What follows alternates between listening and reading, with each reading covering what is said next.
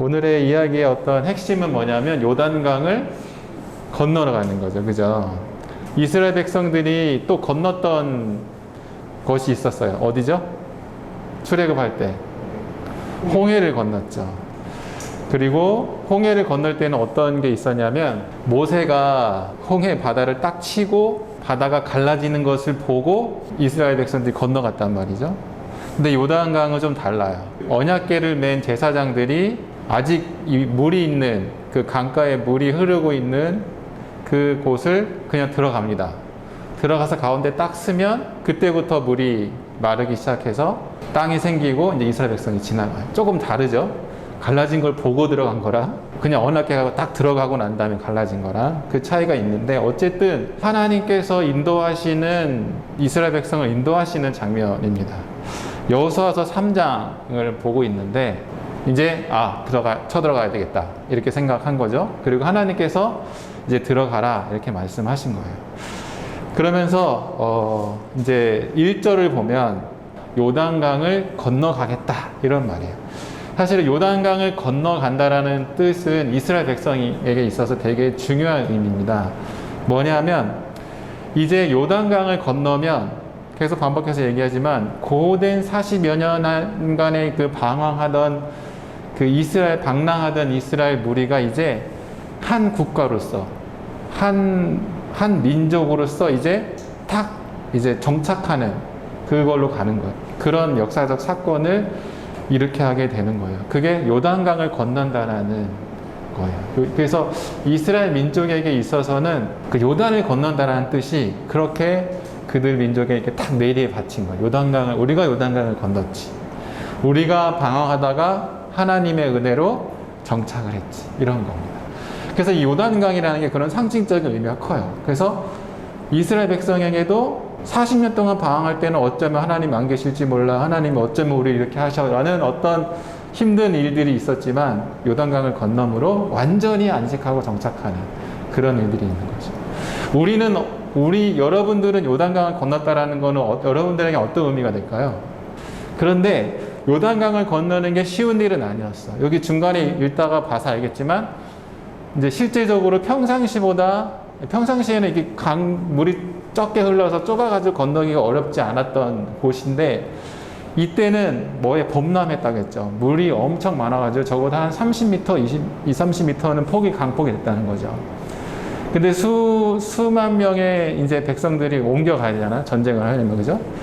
그런데 그 요단강을 건너는 그게 쉬운 일이 아닌데 그 요단강을 건너는 데 있어서 또 여기서 어떤 군사적인 전략보다 하나님의 어떤 명령이 더 앞서게 되는 걸 보게 돼요. 뭐냐면 여호와의 언약궤를 보고 따라가라 이렇게 얘기해요. 그러니까 이 언약궤가 나와요.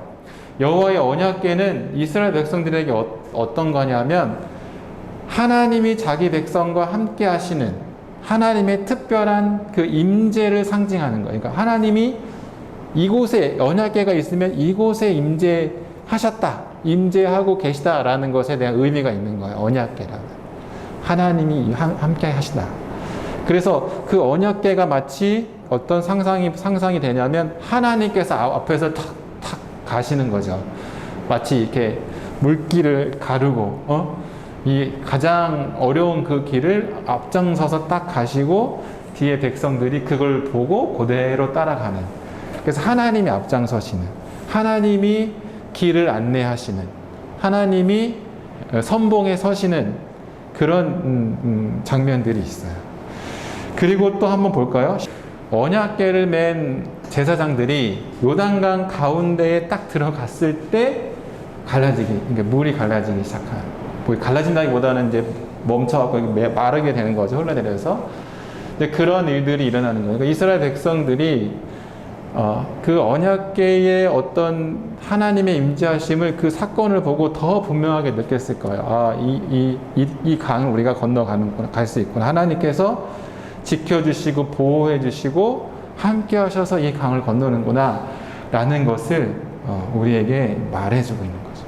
그래서 언약궤는 어떤 의미냐면 따라야 할 것, 그리고 우리를 인도해 가는 것, 그리고 우리를 보호해 주시는 것, 그 다음에 우리에게 어떤 어려움과 우리의 어떤 큰 장벽을 넘어설 수 있게 하는 그 존재가 바로 언약궤라는 거죠.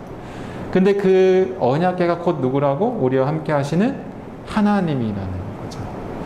그래서 우리의 신앙, 이스라엘 백성들에게서의 하나님은 정말 그들의 실제 요단강을 건너는 사건을 통해서 하나님이 우리 백성에게 어떤 존재인가를 확실하게 알았어요. 그리고 이렇게 요단강을 건너는 이 이야기들을 생생하게 표현함으로써 이스라엘 백성의 후손들, 이 책을 읽는 대대손손의 후손들도 우리의 하나님이 이렇게 우리를 인도하시는구나 라는 것을 알고 이해하게 되고 또 믿게 되는 거죠.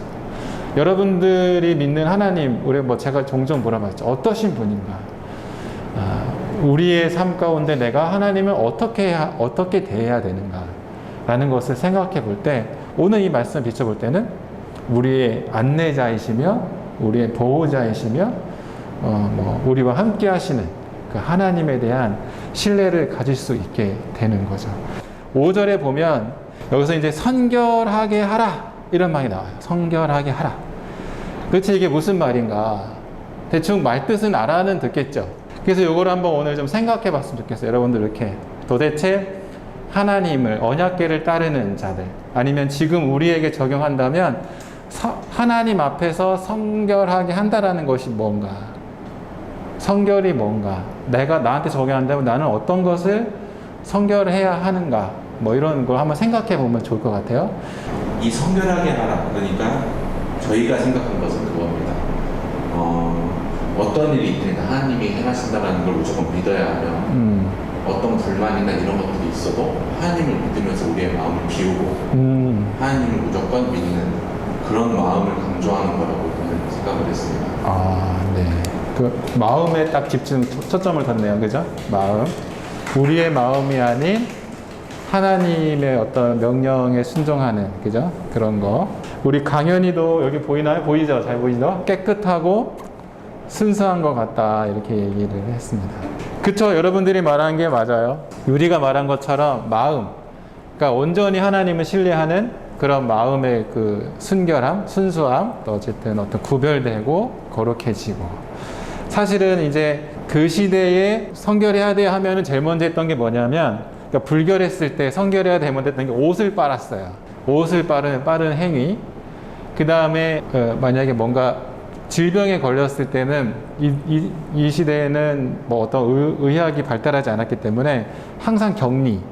그래서 격리가 돼서 완전히 몸이 깨끗이 나았을 때 이제 그 다음에 그러면 옷을 빨고 다시 자기 진영으로 복귀하는 그런 것도 약간 성결의 의미. 그러니까 몸이 깨끗해지는, 그래서 내가 갖고 있는 이 더러움 때문에 나의 종족, 나의 민족이 더러워지지 않도록, 전염되지 않도록 하기 위해서 약간 깨끗해지기 위한 어떤 시간들을 갖는 그런 것도 이제 성결의 의미가 있고, 우리는 그때랑은 다르니까 지금은 어쨌든 좀 마음적인 거, 그 다음에 우리의 생각적인 거, 이런 걸로 갈 수가 있죠. 중요한 거는 이 공동체가 한 마음으로 하나님 앞에 믿음으로 쫓아가야 되는데, 하나님을 그러기 위해서 이게 한 마음이 되는 것에 대한 강조점이 있는 것 같아요. 그래서 여러분들이 말한 게 맞는 것 같아요. 그러니까 정말 온전히 주님 앞에 집중하는, 다른 거에 이렇게 흐트러지지 않는,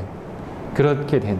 아까 잠깐 점심 먹으면서 주영이랑 여기 용주랑 이렇게 셋이 이렇게 밥을 여기서 먹으면서 주영이가 막 하고 싶은 일이 있는데 막 못한다고 그러니까 용주가 왜 못해? 그러니까 하려면 누가 연락 오고, 하려면 누가 막 놀러 오고, 그러면서 하루 종일 못한다 막 이런다는 거야. 그래서 용주가 만나지 마 그렇게 얘기하는데, 어쨌든 그 얘기를 듣고 비슷하다고 생각했어요. 우리가 하나님을 섬기는 데 있어서 마음은 분명히 원함이 다 있을 거야. 근데 조금 뭘 하려고 하면 뭔가 다른 귀차니즘이 생기고, 어제도 우리 이렇게 그 습관 모임을 했는데 기도를 좀 하고 싶은 마음이 다 많은 것 같아. 막 적어낸 거 보면 뭔가를 좀 하려고 하면 다른 것 때문에 못하고 막 이런 거예요. 그러니까 우리 마음이 갈리고, 그러니까 마음이 막 갈라져서 막 다른 거에 신경 쓰고, 환경적으로 우리가 그렇게 못하게 만든 어떤 환경들. 근데 성결하게 하라는 건 사실 그런 것 같아요. 온전히 나의 주변과 나의 마음과 모든 것을 온전히 주님 앞에 집중하게 되는 걸 말하는 거죠. 그러니까 아마 여호수아도 그 이스라엘 민족에게 있어서 그렇게 이끌어가고 또 이 글을 읽는 그의 후손들 또 우리들에게 요구하는 것은 뭐냐면 하나님을 따라가야 하는데 하나님을 따라가면 그가 예비하신 안식처가 우리에게 제공이 되는데 어떻게 따라가야 되냐? 성결해야 돼. 이렇게 얘기하고 있는 거죠. 온 마음과 온 힘을 다해서 이런 표현이 있죠. 우리의 마음을 흐트러 놓는 것들을 좀 이제 내려놔야 돼. 그리고 혹 우리가 지금 더러워졌다면 좀 깨끗이 빨아야 돼. 이런 것들을 우리에게 얘기해 주고 있는 거죠. 여러분들이 말한 것처럼 하나님과 동행하는 것에 대한 우리의 태도가 중요한 거죠. 우리는 이런 기도 하잖아요. 하나님 정말 계시다면 저랑 좀 함께 해주세요. 저 좀 도와주세요. 이렇게 얘기한단 말이죠. 그럼 우리는 뭘 준비해야 되는가? 이 말씀 같아요. 성결해야 되는 거, 거룩해져야 되는 거, 구별되어야 되는 거, 하나님과 동행하려는 우리의 어떤 태도, 우리의 마음들이 얘기하는 거죠. 그럴 때 우리는 뭘 느끼게 되냐면 10절에 이런 말씀이 있습니다. 살아계신 하나님이 나의 가운데 계신다. 그래서 우리가 갈 곳에 하나님께서 역사하시는 이렇게 하는 거죠. 이 살아계신 하나님이 우리 가운데 계시다라는 표현은 하나님이 우리와 가까이 계시다. 우리 앞에서 놀라운 일을 행하신다. 이런 표현들을 하고 있는 겁니다. 그런 묘사들을 하는 거죠. 하나님은 살아계시고 나와 가까이 계시고 또 우리의 가는 길에 앞장서서 그 능력을 행하신다라는 것을 우리에게 말해주고 있는 겁니다. 그렇게 해서 모든 백성이 17절 보면 모든 백성이 요단강을 건너게 되는 이 장면을 보여줍니다. 그래서 사실은 이게 모든 백성이 이제 이전까지는 제가 아까 얘기했죠. 방랑하고 한 민족인지 아닌지 모르는 이 종족들이 이제 한 공동체, 한 민족이 돼서 하나가 된 민족으로 이 요단을 건너서 들어가는 하나님의 인도하심을 통해서 들어가게 되는 역사적인 사건을 오늘 우리가 보게 되는 겁니다. 물론 이게 첫 진입이죠. 이제 또 많은 전쟁들이 일어나게 될 테지만 하나님께서 이렇게 멋지게 이스라엘 백성들이 인도해 난다라는 것을 이 3장을 통해서 우리에게 보여주고 있는 것은 너의 평생에 앞으로의 삶 가운데 앞으로의 너네가 가고 있는 그 길 가운데 내가 어떻게 너네들을 인도하고 너네들 앞에 행할 것인가를 봐라. 그리고 너네들은 이것을 보고 끝까지 신뢰하며 믿고 따라오면 돼 라는 그런 메시지를 우리에게 주는 겁니다. 여러분들이 신앙생활을 하죠. 신앙생활을 하는 데 있어서 하나님을 정말 얼마나 생각하고 또 하나님을 얼마나 신뢰하는지 한번 점수를 한번 스스로 마음속으로 매겨보면은 좋을 것 같아요. 뭐 이런 거죠. 내가 10번 중에 몇 번은 내 맘대로 하고 몇 번은 하나님을 생각하면서 하나님의 뜻을 생각하면서 선택하는지 이거 보면 점수가 나올 거거든요.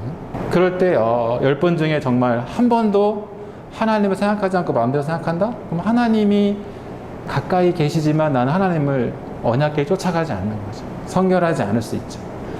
하나님을 10번 중에 9번, 10번을 하나님의 뜻을, 하나님의 생각을 고민하면서 선택한다? 그러면 이제 내 마음이 성결하고 하나님과 동행하는 어떠한 삶의 태도를 보인다고 생각할 수 있겠지. 그게 이제 우리의 어쩌면은 우리가 쉽게 나를 생각해 볼 수 있는 척도랍니다. 오늘 여호수아 3장을 보면서 우리가 여러분들과 나누고 싶은 것은 뭐냐면 하나님이 우리와 동행하고 계시는데 도대체 우리는 어떤 태도와 어떤 마음으로 나아가느냐, 정말 하나님을 신뢰하느냐, 아니면 하나님이 도와주실 것을 기대는 하지만 신뢰는 안 하는, 하나님이 도와주실 것에 대한 어떤 그 마음은, 그 소원함은 막 있는 것처럼 표현하지만 정작 우리의 삶의 실제는 그냥 다른 생각들로 가득 차 있는, 혹시 그런 건 아닌지 한번 돌아보는 여러분들 됐으면 좋겠다 생각이 듭니다. 기도하겠습니다.